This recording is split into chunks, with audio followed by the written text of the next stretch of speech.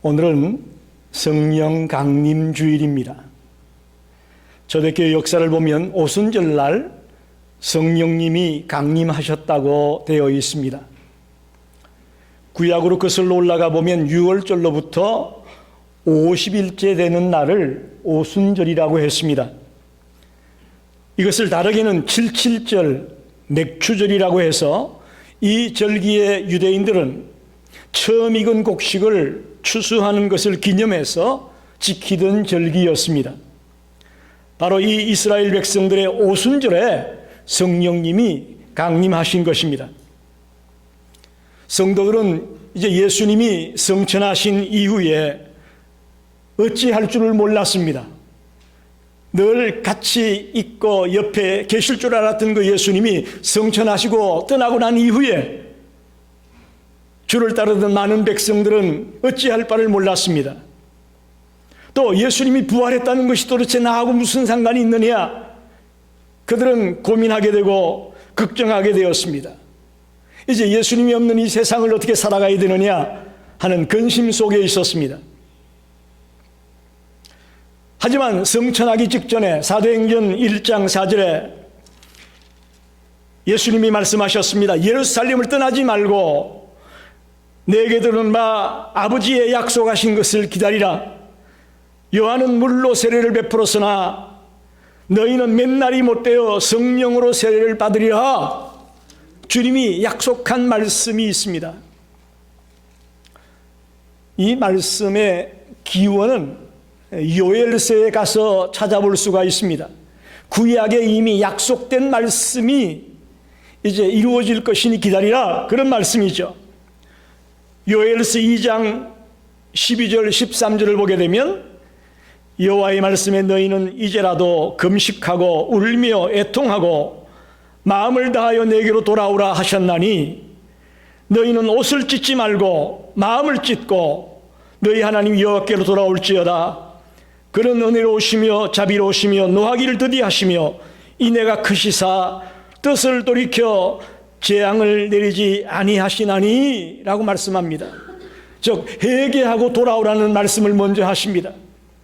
그러면서 요엘서 2장 28절로 29절에 그 후에 그랬죠. 너희들이 회개하고 돌아오면 그 후에 내가 내 영을 만민에게 부어주리니 너희 자녀들이 장래일을 말할 것이며 너희 늙은이는 꿈을 꾸며 너희 젊은이는 이상을 볼 것이며 그때 내가 내 영을 남종과 여종에게 부어줄 것이며 라고 약속하셨습니다.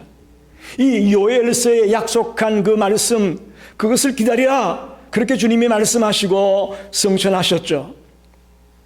그러자 사도행전 1장 14절에 보면 마가의 다락방에 모였던 모든 성도들이 마음을 같이하여 뜨겁게 기도했다고 되어 있습니다.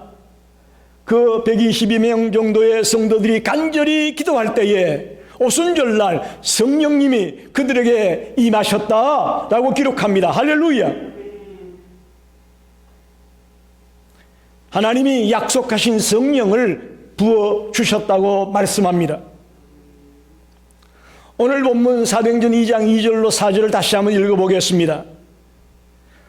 성령 강림 때의 장면을 이렇게 말합니다.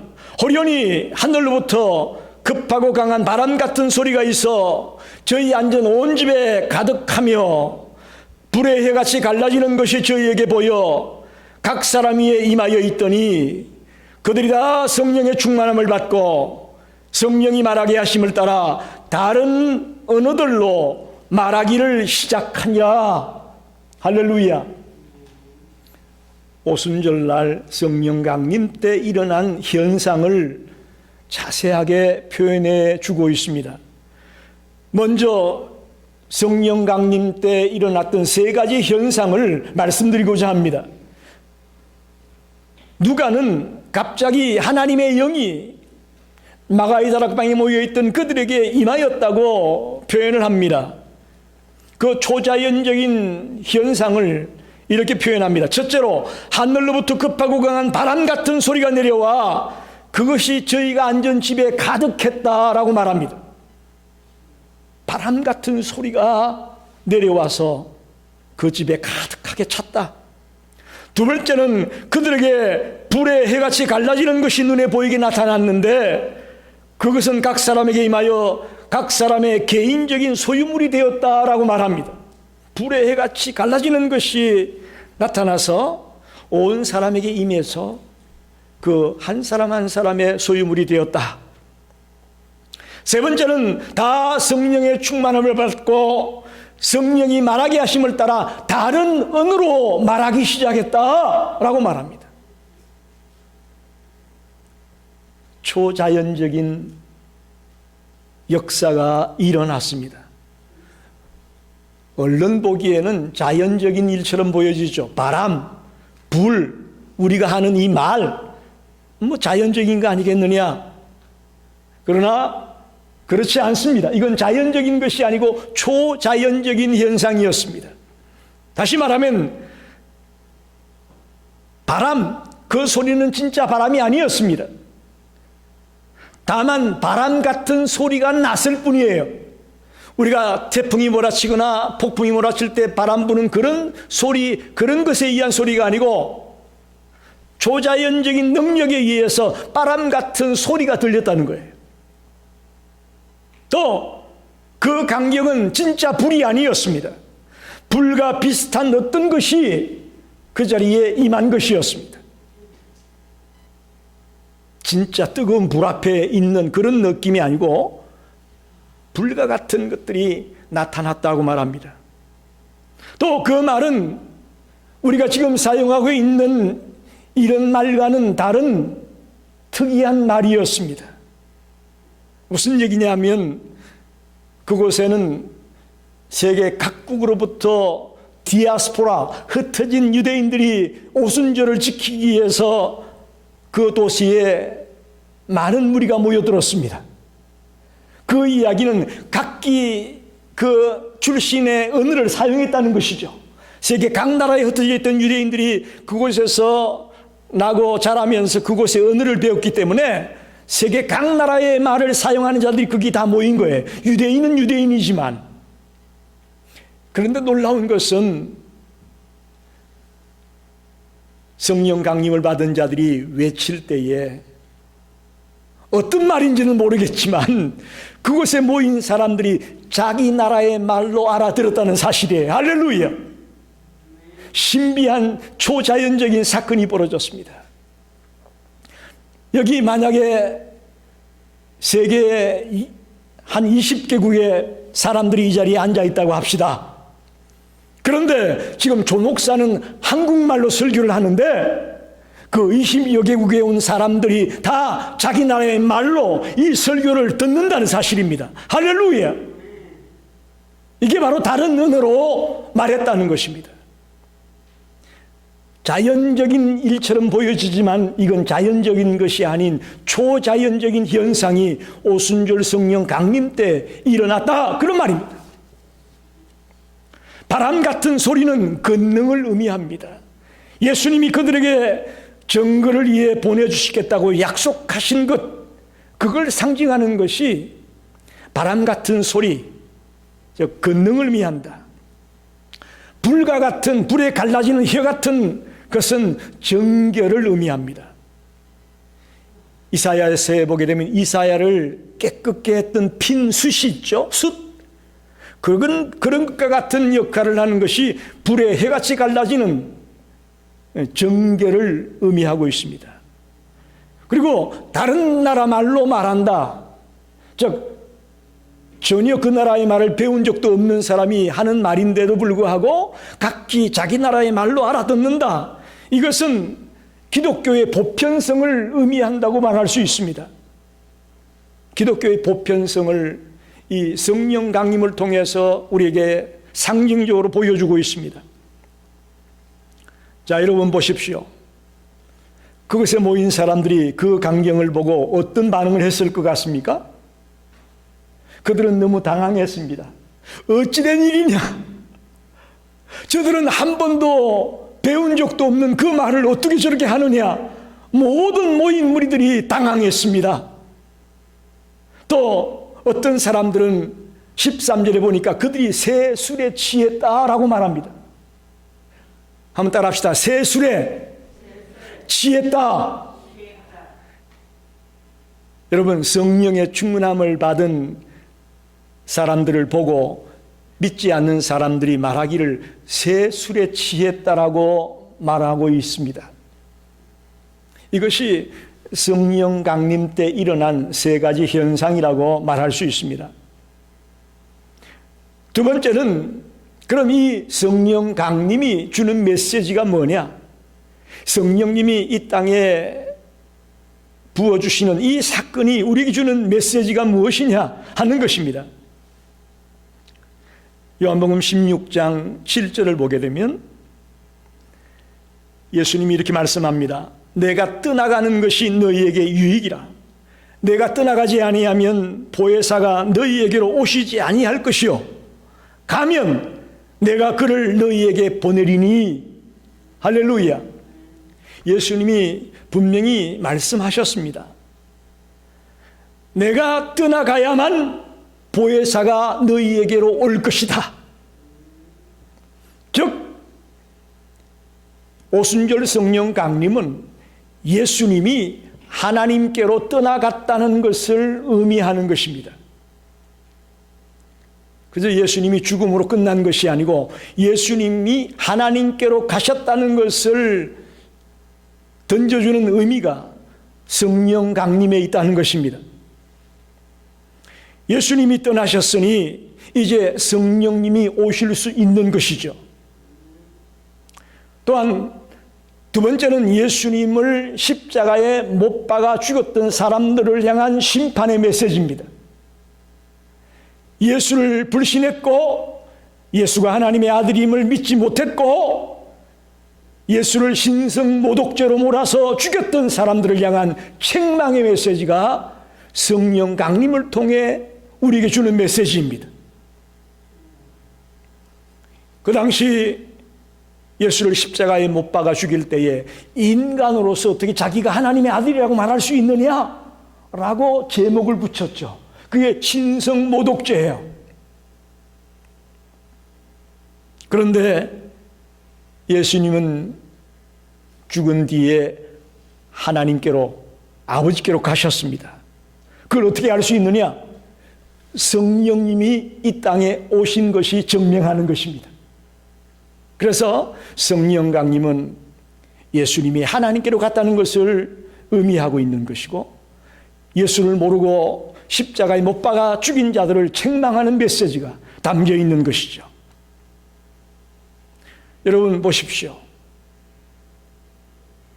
예수는 자신이 하나님의 아들이고 자신이 이 세상을 구원할 자라고 외쳤지만 예수님 당시에 많은 사람들은 그 말을 믿지 못했습니다.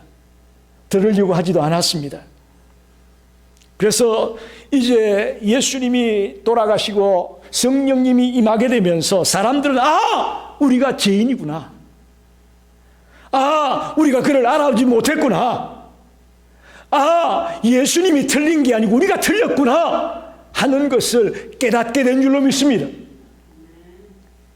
그 말씀이 요한복음 16장 8절로 11절에 나옵니다.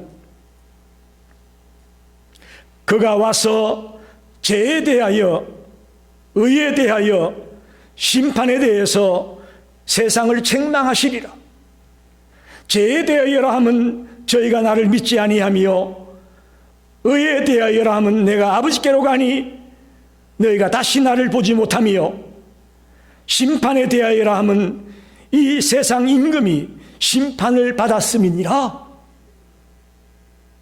그가 와서, 보혜사 성령이 와서 죄에 대하여, 의에 대하여, 심판에 대하여 책망하겠다고 말합니다. 죄에 대하여라 하면 예수 그리스도를 불신앙한 것입니다. 예수 그리스도를 믿지 못한 것이 죄입니다. 의에 대하여라 하면 예수님이 하나님께로 가심으로, 즉 성천하심으로 의를 완성하신 것입니다. 그게 의에 대하여입니다. 심판에 대하여라면 사탄의 세력을 완전히 심판하고 멸망시켰다는 의미입니다. 그게 성령 강림으로 말미암아 우리에게 던져주는 중요한 메시지인 것입니다. 요한복음 14장 16절에는 내가 아버지께 구하겠으니 그가 또 다른 보혜사를 너에게 주사 영원토록 너희와 함께 있게 하시리라. 할렐루야. 성령님을 다른 보혜사라고 말하고 있습니다. 이 얘기는 무슨 얘기죠? 예수님도 보혜사라는 얘기입니다. 예수님도 보혜사였는데 그분이 가시고 나서 또 다른 보혜사를 보내겠다는 거예요. 그게 성령님입니다. 즉 성령님은 예수 그리스도의 영으로 이 땅에 오신 분임을 증명하고 있습니다. 증거하고 있습니다. 성령은 예수 그리스도의 영이라는 것이죠.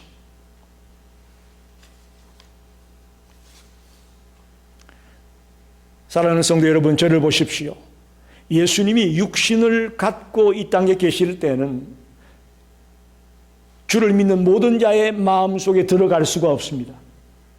그러나 이제 영으로 오신 이 성령은, 즉 예수 그리스도의 영은 영이기에 예수 그리스도를 믿는 모든 자의 마음속에 들어가실 수 있음을 믿습니다. 지금 저와 여러분 속에 성령님이 계십니다. 예수 그리스도의 영이 계십니다. 할렐루야. 그게 성령 강림이 주는 메시지인 거예요. 한 사람 한 사람 속에, 우리 속에 들어와 함께 있기 원하셔서 성령으로 이 땅에 오신 것입니다. 사실 제자들은 성령 강림을 받기 전까지 불안하고 초조했습니다. 자기들도 예수와 같이 잡혀 죽을까 봐 두려워 떨며 불안해했습니다. 또 예수님이 성천하에서 떠나가 버린 뒤에는 이제 어떻게 살아야 되느냐 앞이 캄캄했습니다. 신앙은 있었지만, 믿는다고는 했지만 능력이 없습니다. 기도도 한다고 하고 예배도 드린다고 했지만은 그 속에 기쁨이 없고 감격이 없습니다. 존재 이유를 찾지 못했습니다. 그런데 오순절날 성령님이 그들 가운데 임하게 되면서 그들의 생애는 완전히 달라졌습니다. 삶의 이유를 알았습니다. 존재 이유를 알았습니다. 하나님이 나에게 어떤 사명을 주었구나 하는 것을 알았습니다. 하나님을 아바 아버지라 부를 수 있게 되었습니다.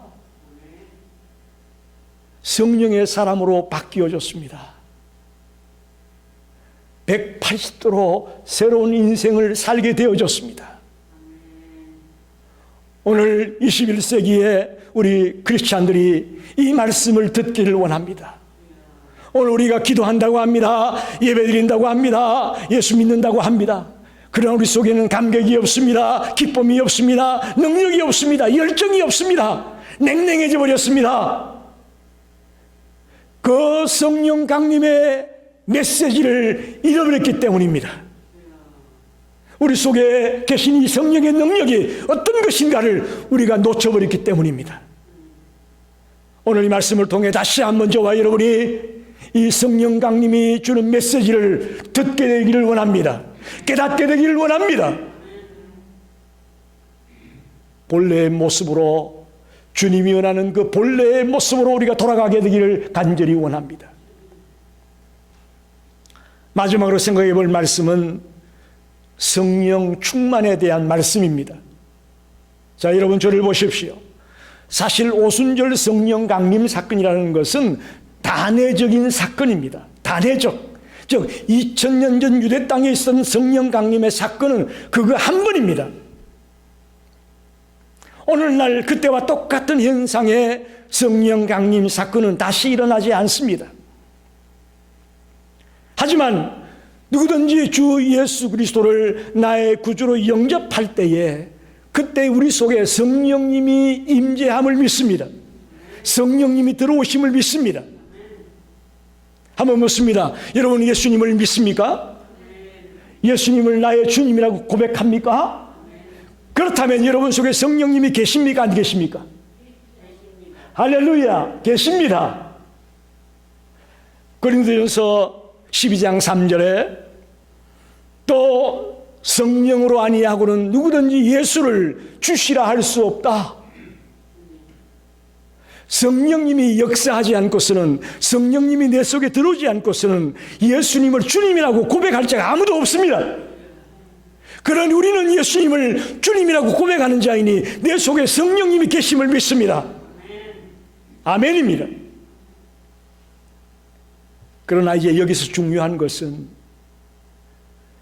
성령님이 충만히 거하시느냐, 아니면 그저 빈약하게 거하시느냐, 이 차이점이 굉장히 큽니다. 굉장히 큽니다. 성령 충만하게 되면 우리는 하나님이 어떤 분이신지를 알게 됩니다. 여러분, 하나님이 누구신지 아십니까? 하나님이 어떤 분인지 아십니까? 그 사람들은 성령 충만할 때에, 성령님이 우리 속에 들어올 때에 하나님이 어떤 분인지를 깊이 깨닫게 된다는 것입니다. 내가 이론적으로, 지식적으로 뭘 배워서 깨닫는 것도 있겠지만, 그러나 더 강렬한 것은, 더 확실한 것은 성령님께서 역사해 줄 때에 우리가 주님을 알게 된다는 것입니다. 그건 절대 지워지지 않습니다. 절대 잊을 수가 없습니다. 내가 이 땅에 사는 생의 목적이 무엇일까? 또 내가 어떻게 살아야 될까? 이런 것들을 발견하게 되는 계기가 성령께서 내 속에 충만히 거할 때에, 성령의 충만함을 받게 될 때에 이 역사가 일어난다는 것입니다. 에베소서 5장 18절 말씀, 술 취하지 말라, 이는 방탕한 것이니 오직 성령으로 충만함을 받으라. 할렐루야. 왜 바울이 성령 충만함을 술 취함에다가 비유하고 있을까요? 사람이 술을 마시게 되면, 그리고 아주 잔뜩 마셔서 취하게 되면 누가 누구를 지배하죠? 사람이 술을 지배하나요? 그런 사람은 별로 없습니다.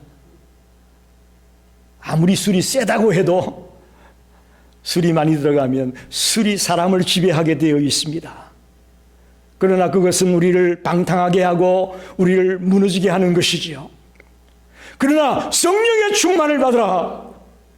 그러면 이 성령의 충만을 받게 되면 내가 나를 지배하는 것이 아니고 성령님이, 예수님이 나를 지배하게 된다는 것입니다. 할렐루야. 굉장히 중요합니다. 우리가 주님을 믿는다고 하지만 아직도 내가 나를 지배할 때가 많습니다. 그건 성령 충만이 아닙니다. 성령 충만이 아닙니다. 또한 성령 충만은 열매로 알 수가 있습니다. 갈라디아서 5장 21절 23절에 보면 사랑과 희락과 화평과 오래 참음과 자비와 양선과 충성과 온유와 절제라, 이 9가지 열매를 우리에게 말하고 있습니다. 여러분, 성령 충만한 것은요, 나 말로 성령 충만해, 나 기도원 갔다 와서 은혜 많이 받았어, 나 뭐 집회 갔다 와서 그냥 뜨거워져서 말로 하는 거 아무 소용없어요. 아무 소용없어요. 열매로 보여줘야 됩니다. 열매가 나타나야 되는 것입니다. 그것이 성령 충만을 보여주는 것입니다. 성령 충만한 사람들은 점점 더 지혜로워집니다. 다른 사람을 넉넉히 용납할 수 있습니다. 미움이 사랑으로 바뀌어집니다. 가슴 속에 뜨거움이 있습니다. 그리고 이성적으로 살아갈 수밖에 없습니다. 여러분, 어떤 사람은 성령 충만한 사람은 비이성적인 사람이 된다고 생각하는데 전만의 말씀이에요. 성령 충만한 사람들은 이성적인 사람입니다. 그리고 감정적으로는 뜨거운 사람들입니다. 그것을 일컬어 성령 충만이라고 말할 수 있는 것이죠. 주님을 향한 열정이 저와 여러분에게 넘치기를 원합니다. 뜨거워지기를 원합니다. 그게 성령 충만이에요. 성령 충만하게 되면 거짓된 자아가 깨어지고 본래의 자아가 되찾아지게 된다고 말하고 있습니다. 여러분, 예수를 몰랐을 때 가지고 있던 내 자아는 깨지고 이제 예수를 만나게 되면서 성령이 역사하게 되면서 주님이 원하는 본래의 내 자아를 발견하게 된다, 그 말입니다. 이게 되어져야 됩니다. 이게 되어져야 됩니다. 고린도후서 5장 17절 말씀, 그런즉 누구든지 그리스도 안에 있으면 새로운 피조물이라. 이전 것은 지나갔으니 보라 새 것이 되었도다. 그리스도 안에 있으면 새로운 피조물이다, 이렇게 말합니다. 이걸 바꾸어 얘기하면 성령 안에 있으면 새로운 피조물이다. 할렐루야. 동일한 말입니다. 성령 안에 있는 사람은 매일매일 날마다 새로워집니다. 날마다 변화됩니다. 할렐루야. 여러분, 2020년과 올 2021년 뭐가 달라졌습니까? 어떤 변화가 있습니까? 변화가 없다면 아직 우리 성령 충만하지 못한 거예요. 날마다 새로운 사람이 되는 겁니다. 날마다 변화되어지는 것입니다. 말씀을 정리합니다. 찰스 스윈돌 목사님이 이런 질문을 했습니다. 성령께서 당신의 삶을 변화시키고 계십니까? 만약 당신이 아니요, 나 변화가 없습니다라고 말한다면 이유는 둘 중에 하나다. 첫째는 당신 속에 성령님이 계시지 않거나, 다른 말로 하면 당신이 아직 그리스도인이 아니거나, 둘째로는 성령님이 속에 계시긴 하지만 아직도 당신이 자기 멋대로 살기를 원하기 때문이다, 그렇게 말했습니다. 두 가지예요. 성령님이 아예 없거나, 즉 그리스도인이 아니라는 거죠. 그 다음에 성령님이 있기는 있지만 성령님보다 누가 더 우선이에요?